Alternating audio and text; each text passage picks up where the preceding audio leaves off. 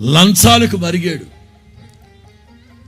ప్రవక్తల గ్రంథాలు మనం చూస్తే ఈ సేవకులు లంచం తీసుకునే న్యాయాన్ని అన్యాయం వైపు తిప్పుతున్నారు. ప్రస్తుతం రాష్ట్రంలోనైనా దేశంలోనైనా ప్రపంచంలో నెలకొన్న సంక్షోభం ఏమిటి?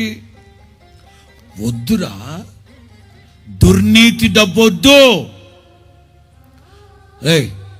ఎవరు వాళ్ళిద్దరు కుర్రాళ్ళు? ఎవరు వాళ్ళండి? బాలాకు రాజు పంపించిన బ్రోకర్లండి. వాళ్ళ దగ్గర ఏదో మూట ఉంది. ఆ మూట ఏంటో అడుగు. అరే కుర్రాళ్ళారా, ఏంటి ఆ మూట? మీకోసం మా రాజుగారు లంచం పంపించారండి. అది గిఫ్ట్ పంపించారంటండి. ఆ మూటలో ఉన్న డబ్బు ఎలా సంపాదించారో అడిగి కనుక్కో. ఎరా, ఈ మూటలో డబ్బు ఎలా సంపాదించాడు మీ రాజుగారు? ఎలా ఏముందండి?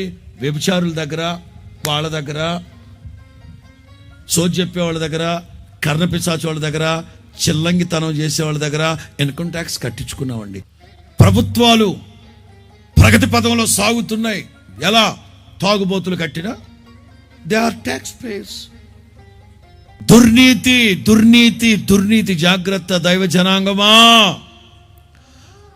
నీతిమంతునికి కలిగినది కొంచెమే అయినా బహుమంది భక్తిహీనుడుకున్న ధన సమృద్ధి కంటే శ్రేష్టం.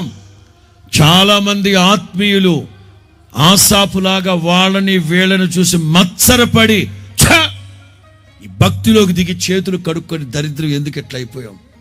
మీకు తెలుసు అది దుర్నీతి అని తెలుసు, లంచం అని తెలుసు, లంచం తీసుకొని మంచం వేసే సంగతి తెలుసు, అక్రమం అని తెలుసు.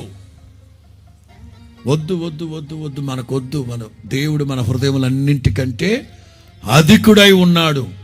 యేసు క్రీస్తు ప్రత్యక్షమైనప్పుడు ఆయన ఎదుట సిగ్గుపడక ధైర్యం కలిగి ఉండాలంటే ఆయన యందు నిలిచి ఉండడు. మొదటి మాట, ఆయన యందు నిలిచి ఉన్నవాడు ఏ పాపము చెయ్యకూడదో, చేయకూడదు.